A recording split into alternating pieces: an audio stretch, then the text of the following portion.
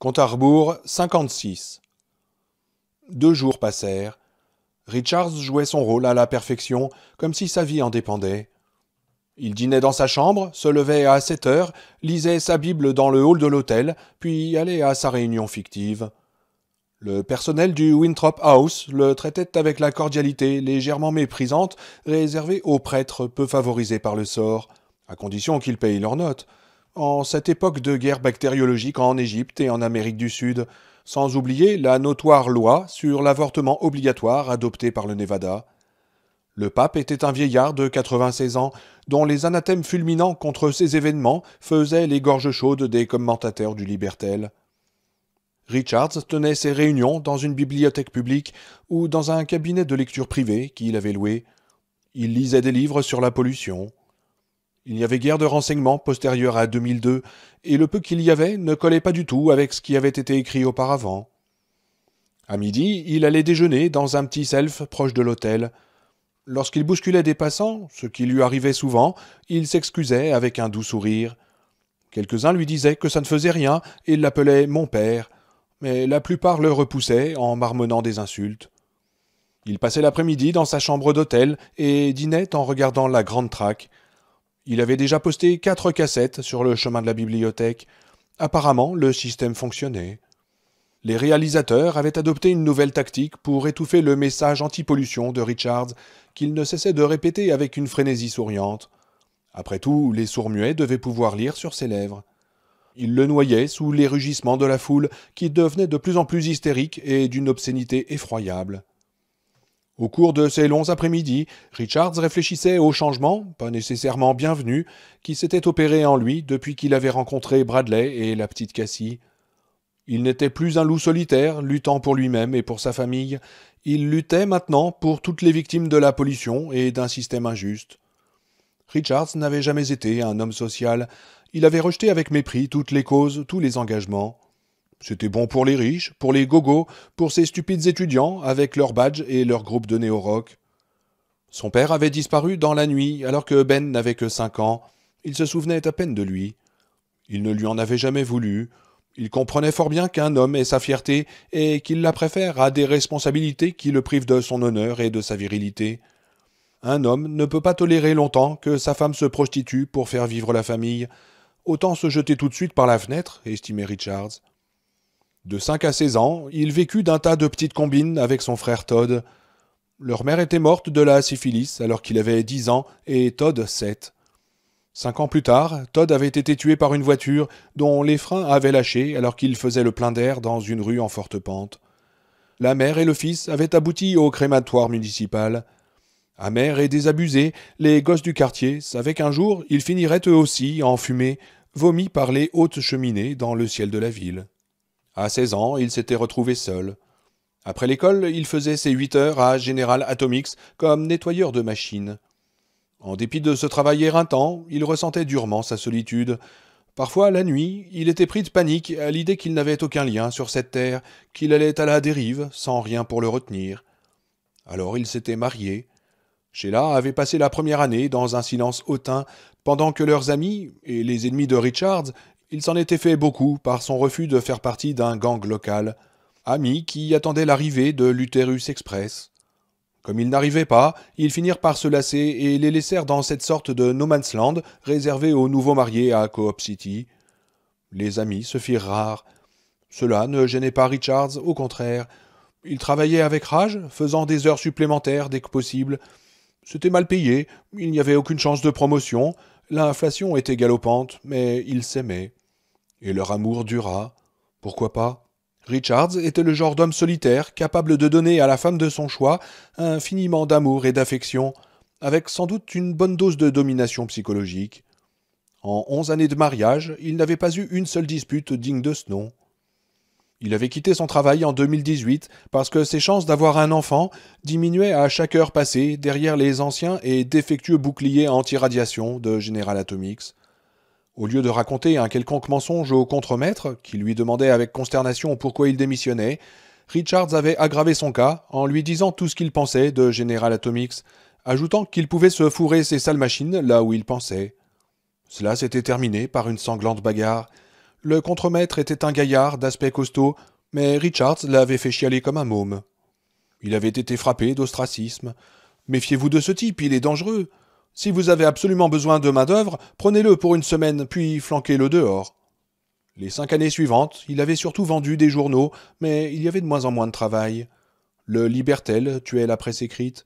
Richards traînait dans les rues, regardait les annonces, travaillait un jour par-ci, un jour par-là. Les grands événements de la décennie le laissèrent indifférent. Il ignorait tout du massacre des ménagères de 2024, et lorsque sa femme lui en parla, 3 semaines après les faits, 200 policiers armés de mitraillettes et d'aiguillons de forte puissance avaient repoussé une armée de femmes sur le point de prendre d'assaut les entrepôts alimentaires du Sud-Ouest. Il y avait eu 60 victimes. Il savait vaguement que les gaz avaient été utilisés dans le Mid-Est, mais cela ne l'affectait pas. La révolte ne menait à rien, la violence ne menait à rien. Le monde était ce qu'il était, et Ben Richards le traversait sans rien voir ni entendre en quête de travail. Il trouva une interminable succession d'emplois temporaires. Il gratta la boue épaisse et visqueuse qui couvrait les quais, alors que d'autres, qui croyaient sincèrement chercher du travail, ne faisaient rien. « Circulez! Ôte-toi de là, morpion! Pas de travail! Va te faire voir chez les bougnoules! Allez, fous le camp! Circulez !» Le travail se faisait de plus en plus rare. Un jour, il n'y eut plus rien. Un soir, alors qu'il revenait d'une de ses expéditions infructueuses, un Richard, en combinaison de soie sortant d'une quelconque orgie, l'accosta. Il lui donnerait 10 nouveaux dollars s'il baissait son pantalon pour qu'il puisse vérifier si les clochards avaient réellement des queues de 40 centimètres de long. Richard l'assomma et prit la fuite. Soudain, au bout de 9 ans, alors que personne n'y croyait plus, Sheila se retrouva enceinte. « Il a travaillé pendant 6 ans à General Atomics, disaient les gens. Le gosse va être un monstre à 2 têtes et sans yeux.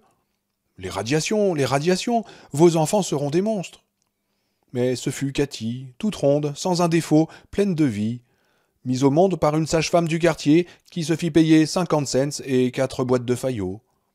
Et maintenant, pour la première fois depuis la mort de son frère, il se retrouvait seul, à la dérive. Sans souci, ou presque. Pour le moment, les autres avaient perdu sa trace. Il repensa avec colère à la Fédération des Jeux, avec ses puissants moyens de communication.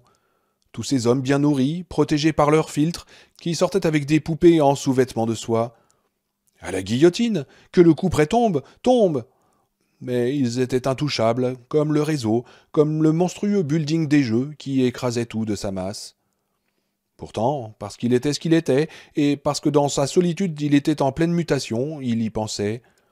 Il ne se rendait pas compte qu'en ces moments, il arborait un terrible sourire de carnassier, un sourire capable de faire fondre le bitume et d'ébranler les gratte-ciel. Le même sourire qu'en ce jour presque oublié, où il avait assommé un obscène Richard et s'était enfui, les poches vides et l'esprit en feu. Compte à rebours 55.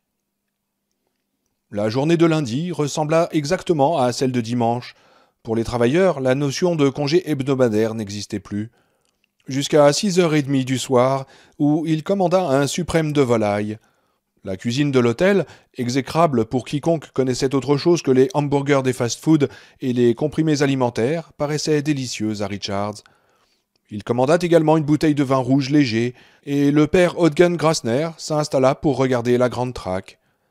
La première partie, consacrée à Richards lui-même, n'apporta rien de nouveau. Le son de ses clips était couvert par les vociférations du public. Bobby Thompson était onctueux et virulent. La police procédait à une fouille méthodique de tous les immeubles de Boston. Quiconque abriterait le fugitif serait mis à mort. Richards commençait à trouver tout cela presque amusant, tant qu'il ne montrait pas des veuves éplorées et des orphelins. La seconde partie du programme fut radicalement différente. Cette fois, Thompson arborait un large sourire.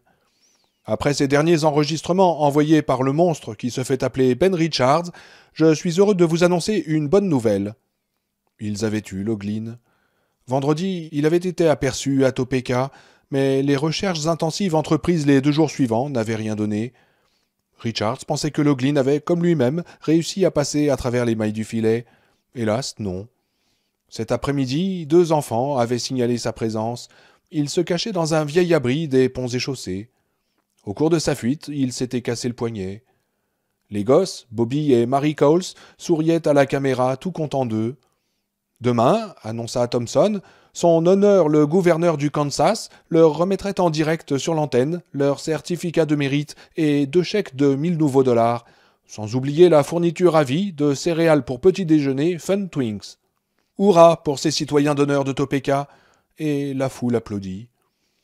La séquence suivante montrait le cadavre de Loughlin, criblé de balles et baignant dans son sang, que des policiers sortaient d'une cabane à moitié détruite par les tirs. Le public hua le cadavre, puis applaudit les policiers. Richard se détourna, pris de nausée. La voix du commentateur semblait venir de très loin. Le corps de Loughlin était exposé devant le Parlement du Kansas. Des milliers de citadins faisaient la queue pour le voir. Un policier qui avait participé à la mise à mort expliqua que Loughlin n'avait presque pas offert de résistance. Richard se souvint de la voix aigre de Loughlin, de son regard railleur. Maintenant, il n'y avait plus qu'une seule vedette, Ben Richards.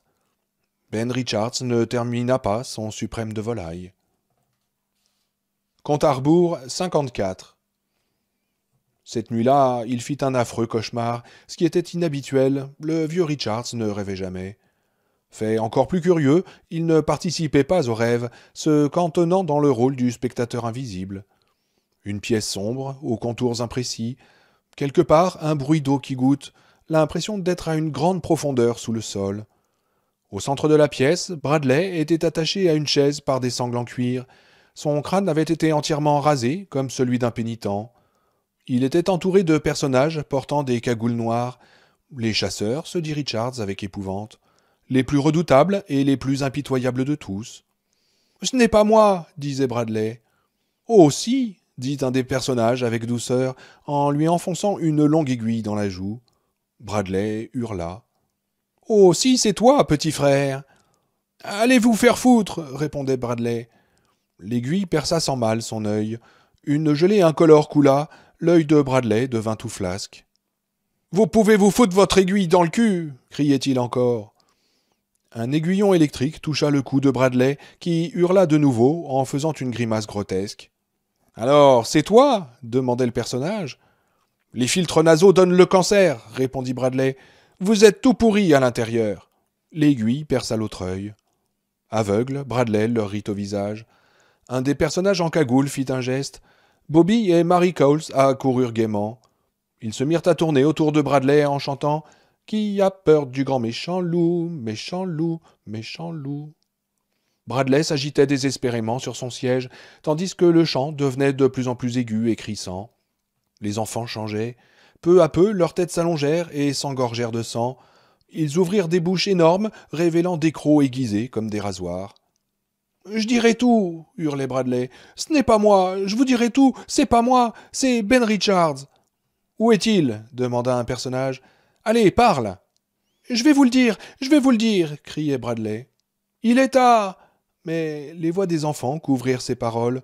Bobby et Mary se précipitaient sur son cou tendu par l'effort lorsque Richard se réveilla, couvert de sueur. Compte à rebours 53. Manchester, ce n'était plus bon. Il se demandait si c'était la nouvelle de la fin brutale de Loughlin ou son cauchemar, ou bien une sorte de prémonition. Mardi matin, il ne sortit pas pour aller à la bibliothèque. Il avait l'impression que chaque minute passée dans ce lieu invitait une issue fatale. En regardant par la fenêtre, il voyait des cagoules noires dans toutes les voitures, dans tous les taxis. Il croyait entendre des chasseurs armés jusqu'aux dents arriver à pas de loup dans le couloir. Une énorme pendule égrenait les secondes dans sa tête. Peu après 11 heures, sa décision était prise. Pas question de rester ici. Il était sûr qu'il l'avait retrouvée. Il prit sa canne et descendit maladroitement dans le hall. « Vous sortez, père Grassner ?» demanda le réceptionniste avec son sourire légèrement méprisant. « Oh, pas de réunion aujourd'hui, » dit Richards en fixant l'épaule du réceptionniste. « Y a-t-il un cinéma dans cette ville ?» Il savait qu'il y en avait au moins 10, dont 8 passaient des films pervertos. « Voyons, » dit l'employé, réfléchissant. « Au Central, il y a un programme Disney. »« Oh, ce sera parfait, » dit Richards. « Parfait. » En gagnant la sortie, il heurta un palmier en pot. À quelques rues de l'hôtel, il entra dans un drugstore. Il acheta un gros rouleau de gaz et une paire de béquilles en aluminium bon marché que le vendeur mit dans une longue boîte en fibre. Richards prit un taxi au coin de la rue. La voiture était exactement au même endroit. Richards ne put détecter aucune surveillance suspecte. Il monta et démarra. Il eut un instant de panique en se souvenant qu'il n'avait aucun permis de conduire utilisable, puis se dit que c'était sans importance. Son nouveau déguisement ne résisterait pas à un examen un peu approfondi. S'il tombait sur un barrage, il essaierait de le forcer. Il se ferait sans doute tuer, mais s'il était identifié, il le tuerait de toute façon. Il mit les lunettes d'Oden Gassner dans la boîte à gants et sortit du parking. Dans la banlieue nord, il s'arrêta à une station-service pour faire le plein d'air comprimé. Le pompiste, un gosse couvert d'acné géante, évita soigneusement de le regarder. Parfait. Il suivit un moment la 91, prit la 17, puis s'engagea sur une petite départementale. 5 kilomètres plus loin, il s'arrêta près d'un bosquet poussiéreux. Se regardant dans le rétroviseur, il enroula la bande autour de sa tête en serrant le plus possible. Voilà, ça devrait tenir. Un oiseau piaillait sans relâche dans un orme qui paraissait en fort mauvais point. Ouais, pas trop mal. S'il avait un moment à Portland, il s'achèterait une Minerve. Il posa les béquilles à côté de lui et repartit. 40 minutes plus tard, il arrivait au périphérique de Portsmouth. Tout en guettant la sortie Portland, il prit dans sa poche le bout de papier que Bradley lui avait laissé et le déplia. Les caractères étaient soigneusement tracés au crayon, comme le font les autodidactes. 94 State Street, Portland. La porte bleue, chambre d'hôte. Elton et Virginia Parakis. Richards releva les yeux. Un aircar jaune et noir de la police croisait lentement au-dessus de l'autoroute, en tandem avec un véhicule routier blindé. Ils s'attardèrent un moment à sa hauteur, puis s'éloignèrent, zigzagant avec grâce entre les 6 files de voitures. C'était une patrouille de routine. Pendant que les kilomètres défilaient, il ressentait un soulagement croissant, mêlé d'un indéfinissable regret. Il avait envie de rire et de vomir à la fois. Compte à rebours 52. Il atteignit Portland sans incident.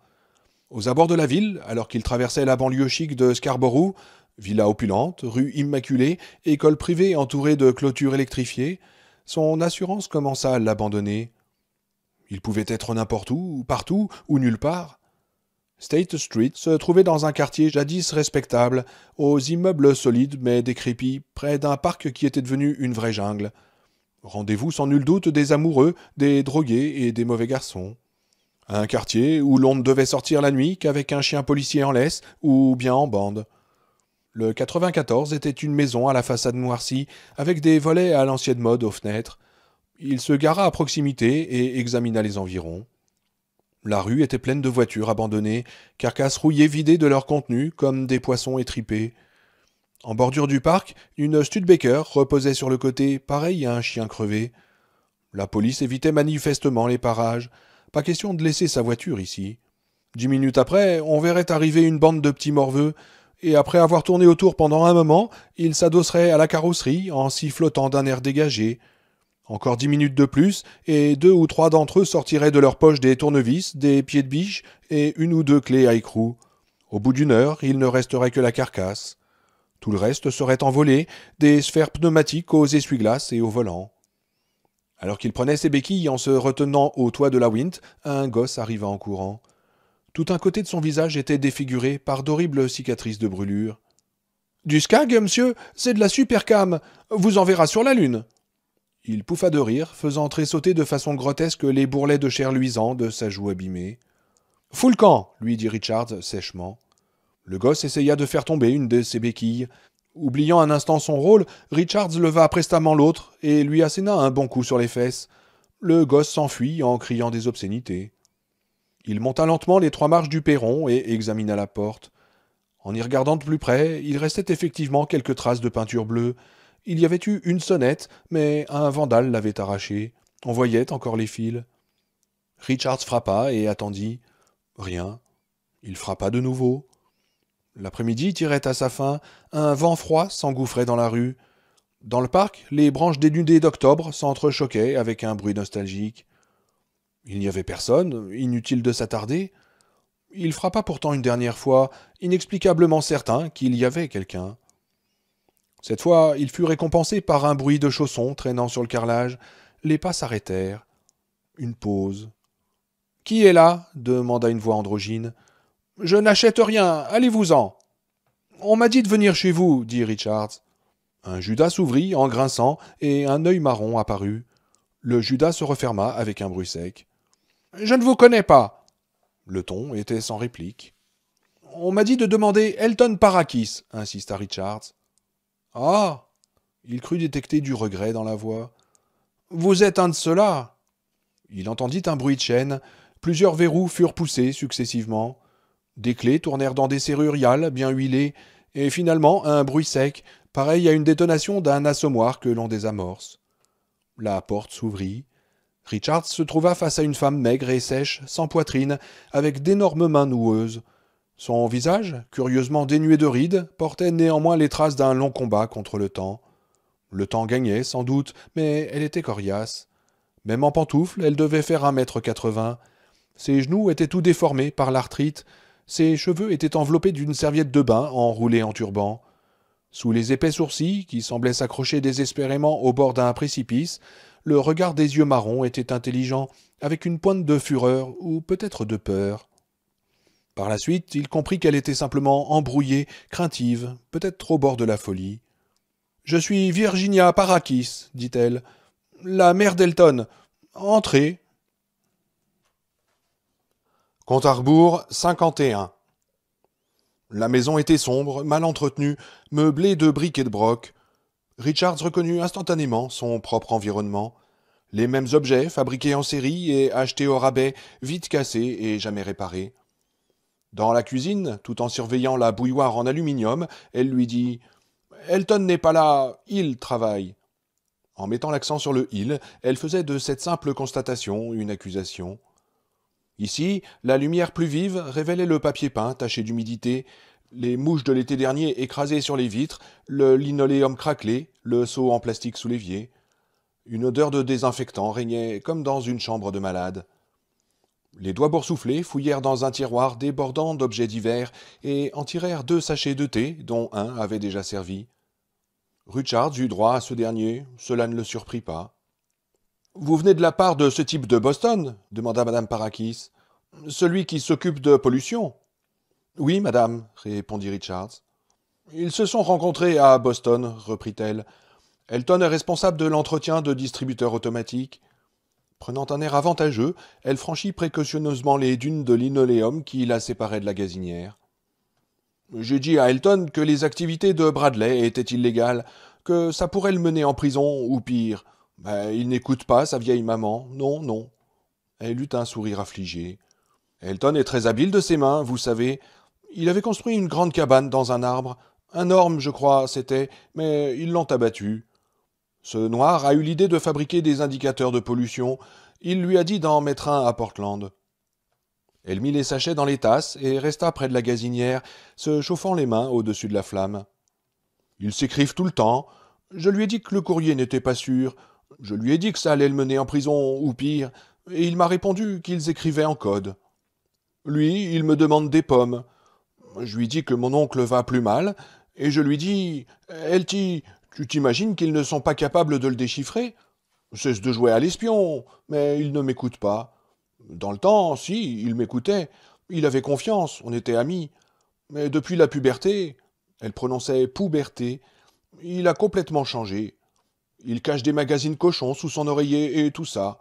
Et puis, il s'est accoquiné avec ce nègre. Je suppose que vous vous êtes fait prendre à tester la pollution ou des cancérogènes et que vous êtes en fuite. Commença Richards. Mais peu importe d'ailleurs, le coupa-t-elle. Se redressant avec morgue, elle regarda par la fenêtre. Celle-ci donnait sur une cour encombrée de bouts de ferraille rouillés. Dans un coin, un bac de sable, celui d'Elton peut-être bien des années auparavant, était rempli de feuilles mortes.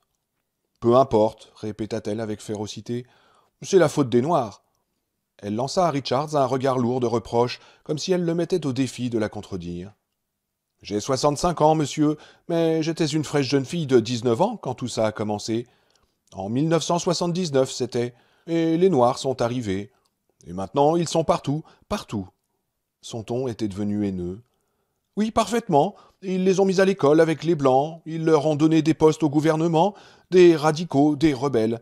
Je ne saurais... » Mais elle s'interrompit brusquement, regardant Richards comme si elle le voyait pour la première fois, et porta la main à sa bouche pour étouffer un cri.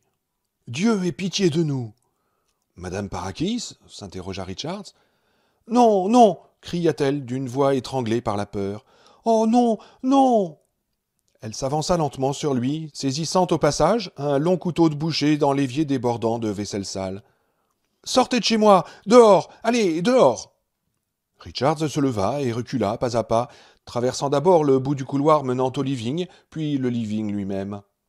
Il remarqua, fixé au mur, un vieux téléphone à pièces portant l'inscription « La porte bleue, chambre d'hôte ».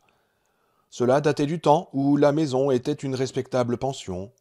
Combien d'années y avait-il de cela 20, 40 avant que les Noirs n'envahissent le quartier? Toujours à reculons, il était presque arrivé à la porte lorsqu'une clé tourna dans la serrure. Tous deux s'immobilisèrent, comme si une main céleste avait interrompu le déroulement du film en attendant de lui trouver un épilogue approprié. La porte s'ouvrit, livrant passage à Elton Parakis. Elton était incroyablement gras. Ses cheveux blonds et ternes, faisant des crans ridicules, encadraient un visage poupin à l'expression perpétuellement étonnée. Il portait l'uniforme bleu et or de la compagnie Vendo Spendo. Elton regarda Madame Parakis en hochant la tête. « Pose ce couteau, maman !»« Non !» s'écria-t-elle, mais ses traits exprimaient déjà la certitude de la défaite.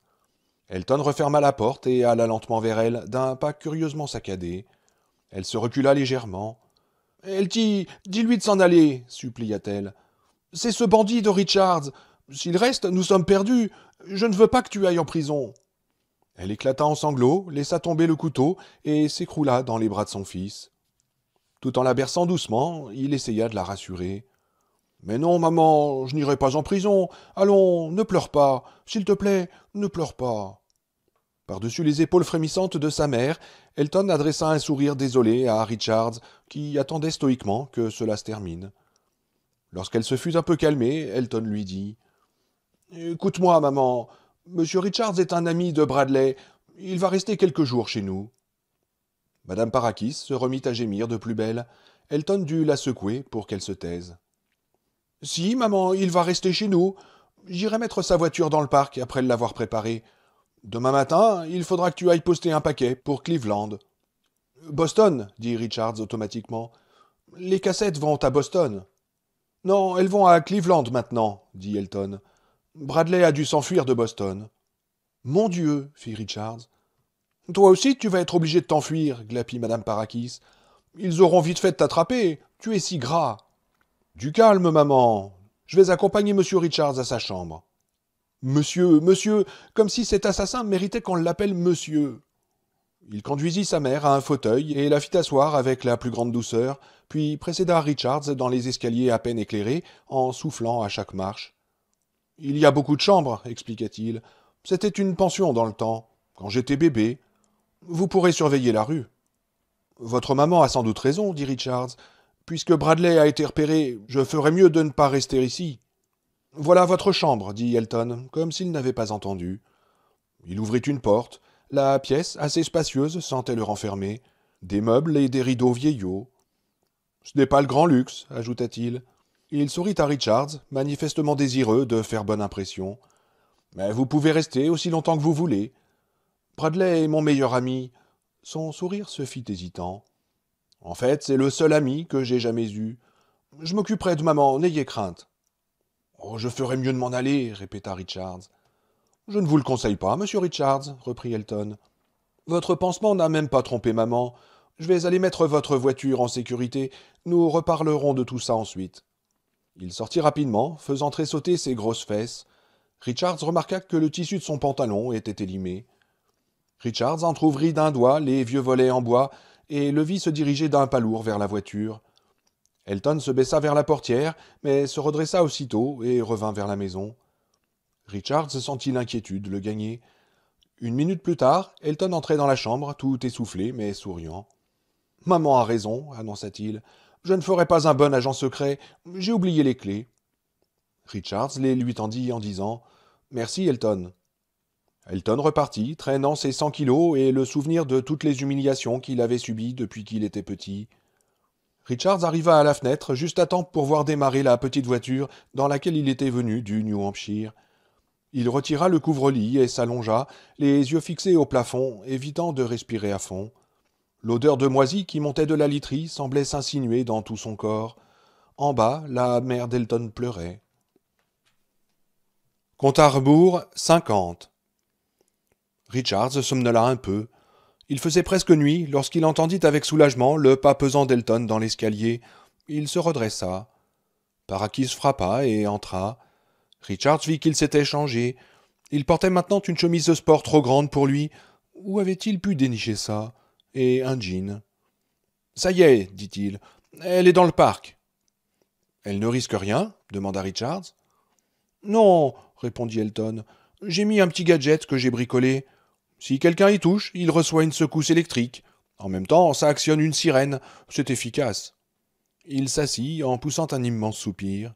« Qu'est-ce que c'est que cette histoire de Cleveland ?» demanda Richards sur un ton autoritaire.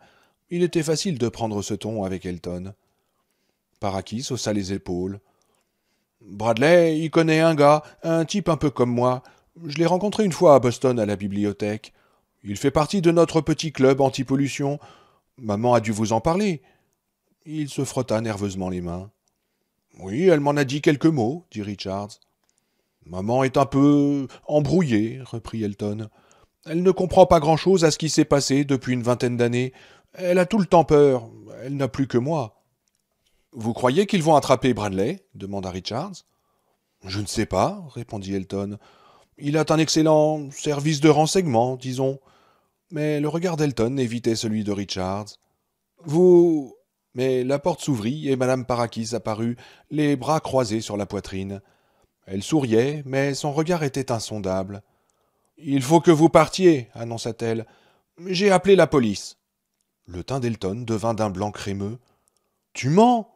Richards se leva lentement, puis s'immobilisa, prêtant l'oreille. Tout au loin, un faible bruit de sirène.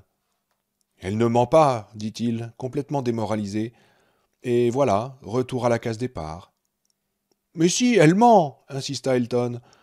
Il se leva à son tour, puis avança la main pour prendre Richards par le bras, mais la retira aussitôt, comme s'il avait peur de se brûler. « Ce ne sont que les pompiers !»« Emmenez-moi à la voiture, vite !» dit Richards. Les gémissements modulés des sirènes se rapprochaient, emplissant Richards d'une épouvante comme on n'en ressent que dans les cauchemars. Et il était enfermé ici, avec ces deux fous, pendant que... « Maman !» Le ton d'Elton était suppliant. « Oui, je les ai appelés, » glapit Madame Parakis, en empoignant un des énormes bras de son fils. « Il le fallait, c'est pour ton bien. Ce négro t'a fait perdre la tête. On dira qu'il s'est introduit dans la maison, et on touchera la récompense. » « Venez, dit Elton à Richards, en essayant de se dégager, mais elle s'accrochait désespérément à lui. « Il le fallait, Elton. Tu as fait assez de bêtises avec tes idées de gauche. Tu vas... » Mais Elton la repoussa sauvagement, la faisant tomber sur le lit. « Eltie !» hurla-t-elle. « Eltie !»« Vite !» dit Elton, le visage tordu en une grimace de désespoir. « Vite, venez !» Ils descendirent les escaliers en se bousculant, sortirent dans la rue et coururent vers le parc. Elton traînait son énorme masse en soufflant comme un phoque. Malgré la fenêtre et les volets fermés, le hurlement de Madame Parakis leur parvint, se mêlant au ululement des sirènes. « Je l'ai fait pour toi !» Compte à rebours, 49. Ils dévalèrent la rue jusqu'au parc, poursuivis par leurs ombres qui s'allongeaient puis rétrécissaient à chaque lampadaire General Atomics, protégé par un grillage métallique. La respiration sifflante d'Elton faisait un bruit de locomotive. Ils traversaient la rue lorsque la lumière crue de deux phares les frappa de plein fouet. À une centaine de mètres, une voiture de police freina dans un grincement de pneus, son gyrophare bleu lançant des éclairs. « Richards ! Ben Richards !» cria une voix dans un mégaphone. « Ta bagnole, tu la vois ?» haleta Elton. Richards aperçut la Wint, à moitié cachée par un bouquet de saules malingres au bord du lac. La voiture de patrouille redémarra brutalement dans un rugissement de moteur à essence. Ses pneus laissèrent des traces noires sur la chaussée. Elle s'élança droit vers eux, monta sur le trottoir et s'engagea dans une allée du parc, soulevant des gerbes de feuilles mortes et de terre. Richards, qui était presque arrivé à la voiture, se retourna lentement. Il avait soudain très froid. Il sortit de sa poche le pistolet que Bradley lui avait donné, visa le pare-brise de la voiture qui lui fonçait dessus et tira à deux reprises, puis s'écarta au dernier moment et se jeta au sol. La voiture passa entre lui et la Wint, projetant des ombres fantomatiques, puis vira avec un hurlement aigu et revint à la charge comme un bison en fureur. À genoux dans l'herbe sèche, Richards vit que le pare-brise était seulement étoilé. Derrière lui, Elton s'affairait frénétiquement autour de la Wint. Il fallait retirer le dispositif d'alarme avant de pouvoir démarrer. Presque à bout portant, aveuglé par les phares, Richards tira de nouveau dans le pare-brise. Cette fois, la balle perça le verre de sécurité. La voiture était sur lui. Il roula de côté, mais le pare-choc en acier accrocha son pied gauche, lui tordant violemment la cheville. Dans un délire d'adrénaline, il vit la voiture de police s'éloigner, tourner, revenir vers lui avec une lenteur onirique, comme délibérée dans un ballet où le moindre mouvement était calculé. Il crut voir la portière de la voiture s'ouvrir, une mitraillette crachota. Il entendit le bruit sourd des impacts qui dessinaient des dessins fantastiques dans l'intermeuble. Une nouvelle rafale. Cette fois, une balle traversa son bras gauche. Sur le moment, il ne sentit presque rien. La voiture fonçait de nouveau droit sur lui.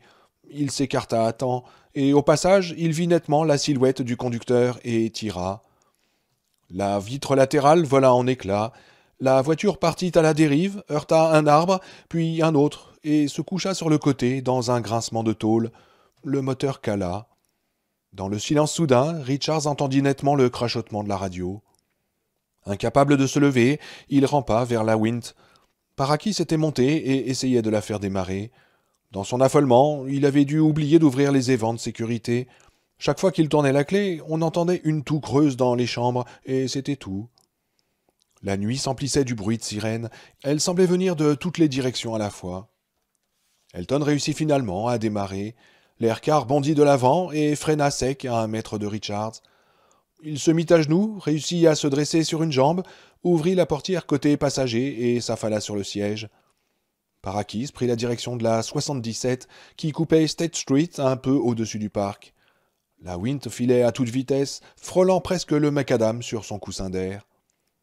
2 voitures de police, gyrophares bleus en action, apparurent derrière eux et se lancèrent à leur poursuite. « On n'est pas assez rapide, halta Elton. On n'arrivera pas à les semer. »« Prends par ce terrain vague, lui cria Richards. Ils sont sur roue, eux. Tanguant dangereusement, la Wint franchit le trottoir et s'engagea dans le vaste espace parsemé de débris divers. Elton jouait du volant comme un fou, évitant les plus gros obstacles. Derrière eux, une voiture de police arrivait déjà dans un hurlement de sirène. Soudain, leur lunette arrière explosa, les parsemant de fragments de verre. La voiture de police, filant à 100 à l'heure, ne put éviter une grosse pierre. Elle se renversa, dans un hurlement de tôle, le réservoir crevé. Une étincelle le fit exploser en une éblouissante boule blanche et pourpre. La deuxième voiture de patrouille était restée sur la chaussée. Elton l'avait gagnée de vitesse, mais les flics n'allaient pas tarder à les rattraper. Les voitures à essence étaient près de 3 fois plus rapides que les aircars. Parakis vira presque à angle droit. La Wint s'inclina dangereusement, puis se stabilisa. Richards vit que la rue dans laquelle ils s'étaient engagés donnait sur la rampe d'accès à l'autoroute de la côte. Sur une autoroute, ils étaient fichus.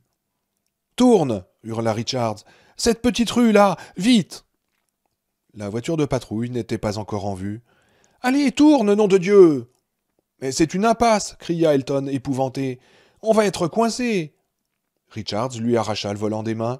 Elton appuyait toujours sur l'accélérateur, pied au plancher. La voiture prit le tournant trop vite. Elle accrocha le coin de l'immeuble de gauche, traversa la rue en diagonale, éparpilla 2 ou 3 poubelles en plastique et un tas d'ordures, puis percuta un mur en briques. Richards fut violemment projeté contre le tableau de bord. Il entendit son nez craquer, sa bouche s'emplit de sang. La Wint était à cheval sur le trottoir. Un cylindre toussotait encore faiblement. Parakis, effondré sur le volant, ne bougeait plus. Pas le temps de s'occuper de lui. Richards ouvrit d'un coup d'épaule la porte fossée et, clopinant sur une jambe, il gagna le bout de la ruelle tout en rechargeant le pistolet. Bradley lui avait donné une boîte de cartouches. Elles étaient froides et légèrement graisseuses au toucher. Il en fit tomber quelques-unes. Son bras gauche commençait à les lancer comme une dent carriée. La douleur lui donnait la nausée. Des phares éclairèrent brutalement la rue déserte. La voiture de police prit le virage à une allure folle, chassa de l'arrière, se redressa et se remit à foncer. Dans un instant, un des flics se rendrait compte qu'il n'y avait pas de feu arrière devant eux. Il verrait la ruelle et comprendrait. Reniflant et avalant du sang, Richards se mit à tirer. À cette distance, les balles traversaient les vitres comme si c'était du papier. À chaque coup, le recul ébranlait son bras blessé, lui faisant mal à hurler. La voiture de police sembla hésiter, puis décrivit un arc de cercle et entra dans un mur de béton. L'impact fut si violent qu'elle explosa instantanément. Sur le mur, une vieille affiche disait « Éco-réparation Libertel. Vous l'aimez, nous en prenons soin. » Mais d'autres flics allaient arriver. Il y en avait toujours d'autres. Haletant et grimaçant de douleur, Richards retourna à la Wint. À force de sautiller sur la jambe droite, il commençait à avoir des crampes. « Je suis blessé !» gémissait Parakis, toujours affalé sur le volant. « J'ai si mal ! Où est maman ? Maman !» Richards se glissa sous la Wint. Il se mit frénétiquement à nettoyer les chambres des ordures qui s'y étaient accumulées. Son nez pissait le sang. Il en avait plein les joues et les oreilles. Compte à rebours 48. Sur les 6 cylindres, seuls 5 fonctionnaient. La voiture avançait légèrement de travers et ne pouvait dépasser le 60 à l'heure.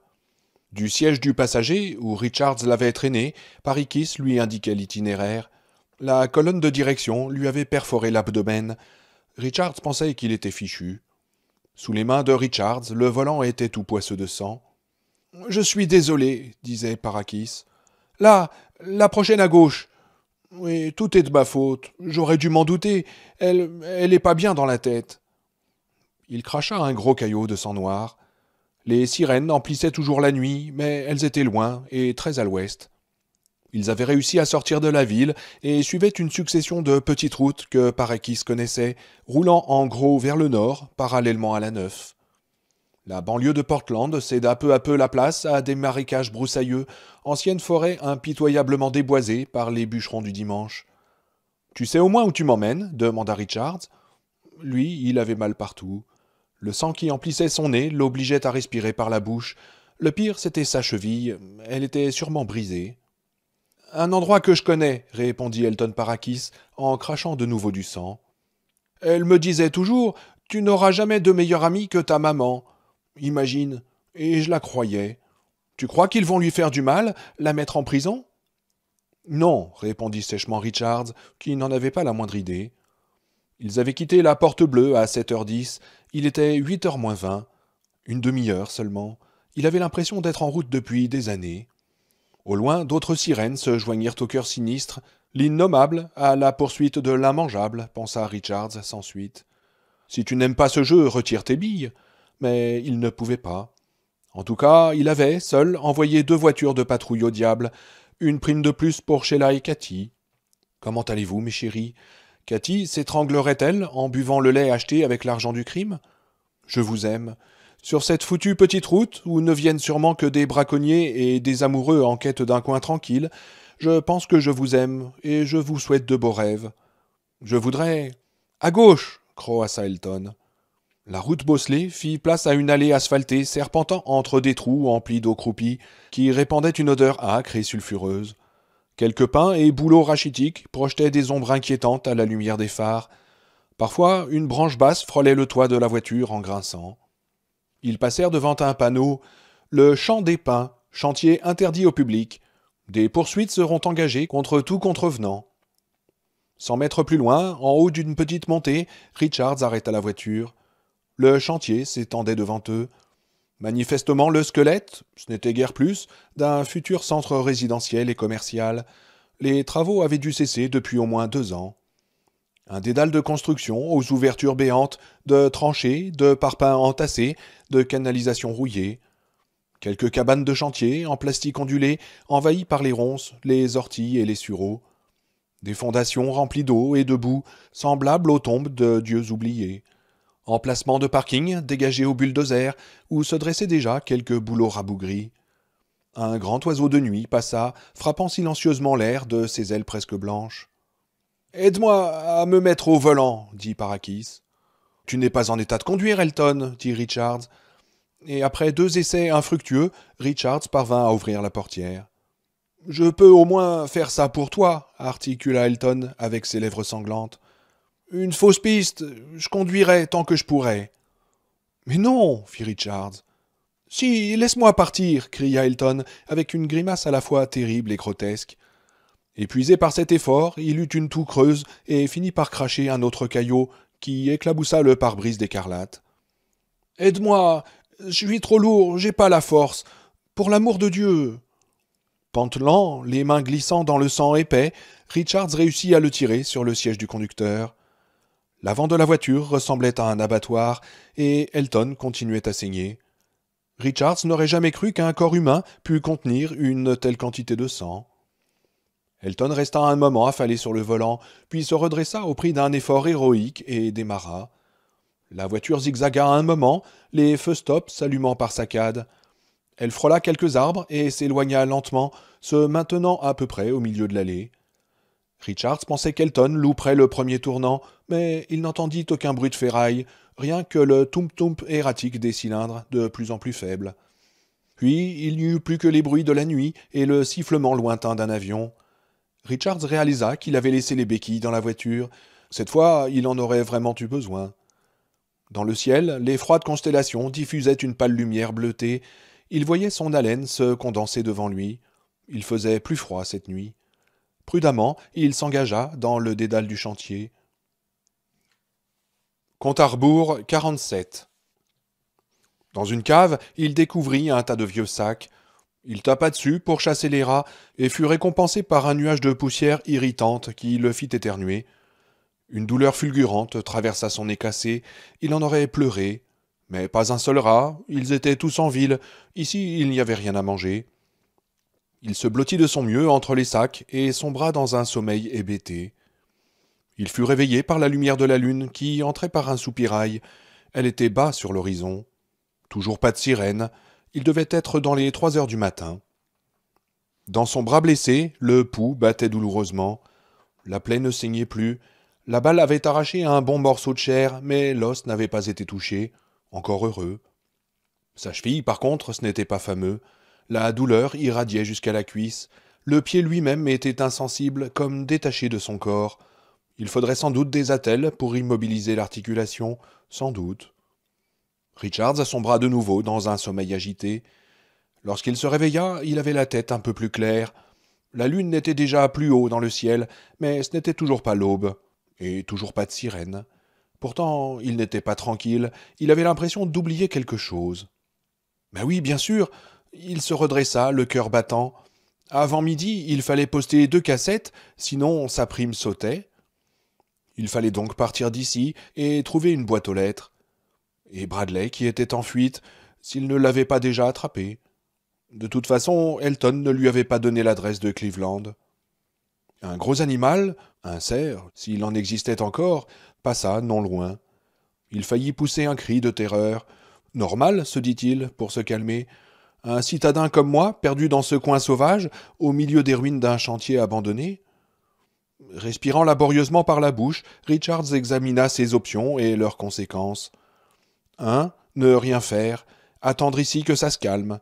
Conséquence, l'argent qu'il gagnait, 100 $ de l'heure, cesserait de s'accumuler ce soir à 6 heures. Il continuerait à fuir pour rien, mais il continuerait à le poursuivre, même s'il tenait jusqu'au bout des 30 jours.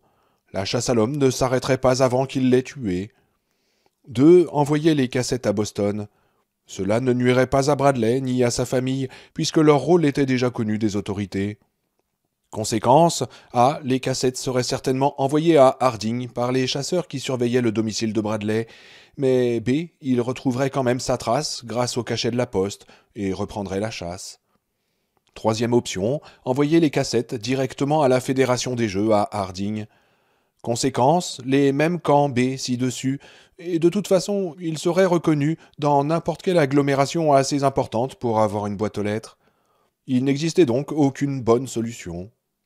Merci, Madame Parakis, merci beaucoup. Il se leva péniblement, attendit que le vertige se calme et se mit en quête d'un objet pouvant servir de béquille.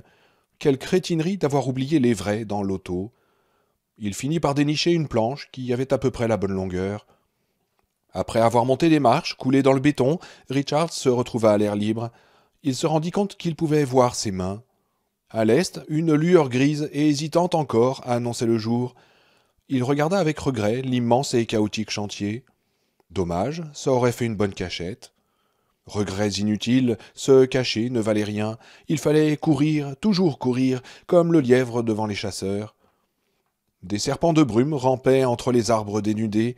Richards s'arrêta un moment pour s'orienter, puis partit vers les bois qui bordaient le chantier au nord. La béquille n'était pas très confortable, mais le soulageait quand même beaucoup. Compte à rebours 46. Il faisait grand jour depuis 2 heures.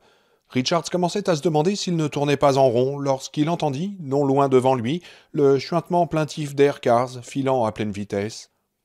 Peu après, allongé dans les fourrés, il vit la route. Une simple route à 2 voies. Il n'y avait pas beaucoup de circulation.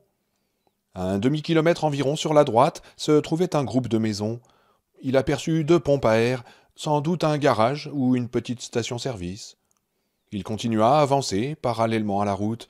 Son visage et ses mains étaient griffés par les ronces, ses vêtements étaient pleins de boules de bardane et de graines dufteuses. Il y en avait tellement qu'il n'essayait plus de les ôter. De plus, il était mouillé de la tête aux pieds.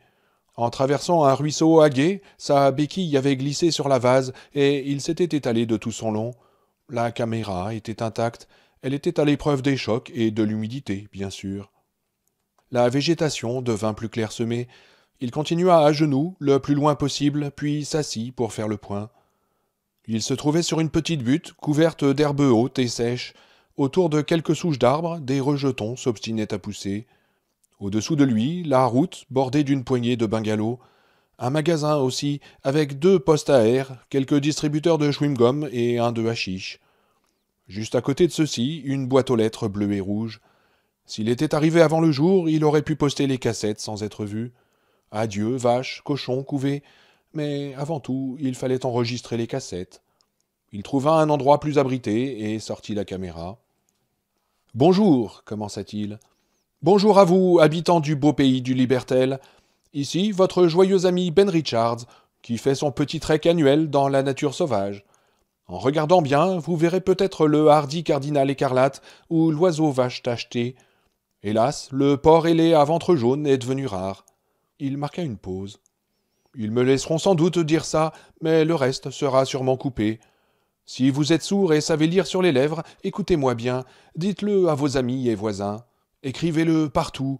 Le réseau empoisonne l'air que vous respirez et vous prive intentionnellement d'une protection efficace et bon marché. Il agite ainsi pour... » Il enregistra ainsi les 2 cassettes et les mit dans la poche de son pantalon. Et ensuite, la seule possibilité, c'était d'y aller, pistolet au poing, de poster les cassettes et de s'enfuir. Ou alors, voler une voiture. Dans les 2 cas, sa présence serait aussitôt signalée. Il repensa au pauvre Parakis. Il n'avait pas dû aller bien loin. Il avait sorti le pistolet et s'apprêtait à y aller lorsqu'une voix le fit sursauter. « Ici, Rolf !» Des aboiements de plus en plus proches, un bruit de branches cassées. Il eut tout juste le temps de penser « Des chiens, ciel, ils ont des chiens policiers !» lorsqu'une forme marron foncé, énorme, surgit des taillis et se jeta sur lui. Le choc lui fit lâcher le pistolet. Il se retrouva sur le dos, tandis que l'animal, un bâtard de berger allemand, lui léchait le visage avec sa langue baveuse, agitant vigoureusement sa queue en signe de joie. « Rolf ! Ici, Rolf ! Veux-tu » Richards entrevit des pieds chaussés de baskets, des jambes vêtues d'un jean. Un jeune garçon attrapa le chien par le collier et l'entraîna en s'arc-boutant de toutes ses forces. « N'ayez pas peur, monsieur, il n'est pas méchant, il mord pas. Il veut juste jouer, c'est tout. »« Bah, dis donc, vous êtes dans un drôle d'état. Vous vous êtes perdu ?» Tenant toujours le chien par le collier, le garçon regardait Richards sans dissimuler son intérêt. Un gosse solide, bien bâti, une 12aine d'années peut-être, sans la pâleur maladive des petits citadins. Mais son expression était étrange. Il fallut à Richards un bon moment pour l'identifier. C'était tout simplement de l'innocence. « Oui, c'est ça, je me suis perdu, » dit Richards. « Et vous avez dû vous faire drôlement mal en tombant, » dit le gosse. « Oh, je crois bien, » répondit Richards. « Peux-tu regarder mon visage de près pour voir si je suis très égratigné ? Je ne me vois pas, tu comprends ?» Le gosse se pencha et examina attentivement le visage de Richards. Son expression ne changea pas. « Au moins un qui ne regarde pas le Libertel, » se dit Richards rassuré. « Vous êtes pas mal griffé, et ça saigne un petit peu, mais rien de grave, » dit le gosse. Il y avait comme de l'ironie dans sa voix, mais c'était dû à son accent légèrement nasillard. « Vous vous êtes échappé de Thomastown ? En tout cas, pas de Pinland. Vous ne ressemblez pas à un débile. » « Oh, je ne me suis échappé de nulle part, » répondit Richards, se demandant si c'était la vérité ou un mensonge. « Je faisais du stop, c'est une mauvaise habitude. Mais ça t'arrive d'en faire ?»« Ah non, jamais, » dit le gosse. « Papa dit qu'il y a trop de cinglés sur les routes. »« Et il a raison, » dit Richards. « Mais il fallait que j'aille en vitesse à... » Il fit claquer ses doigts, comme si le nom lui échappait. « Tu sais bien, le Jetport ?»« Voigtfeld ?» demanda le garçon. « Oui, c'est ça, » dit Richards. « Vous n'êtes pas arrivé, monsieur, c'est à 150 kilomètres d'ici, près de Derry. »« Je sais, » dit Richards en soupirant. Il passa la main dans l'épaisse toison de Rolf, qui se coucha obligeamment sur le dos et se laissa caresser. Richards réprima une forte envie de ricaner et une envie tout aussi forte de pleurer. « À la frontière du New Hampshire, 3 types m'ont pris en stop, » reprit-il. « J'aurais jamais dû monter avec eux, des vrais durs. Ils m'ont passé à tabac et m'ont volé mon portefeuille avant de me laisser dans une sorte de chantier abandonné. »« Ah oui, je connais, » dit le gosse.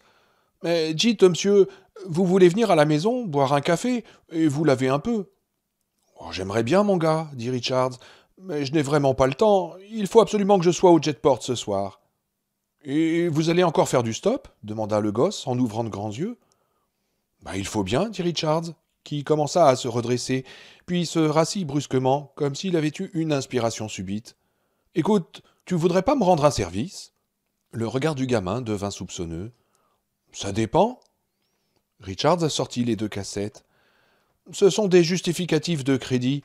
Si tu les postes sans perdre de temps, ma banque m'enverra de l'argent à Derry et tous mes problèmes seront réglés. »« Mais il n'y a pas d'adresse dessus, » remarqua le gamin.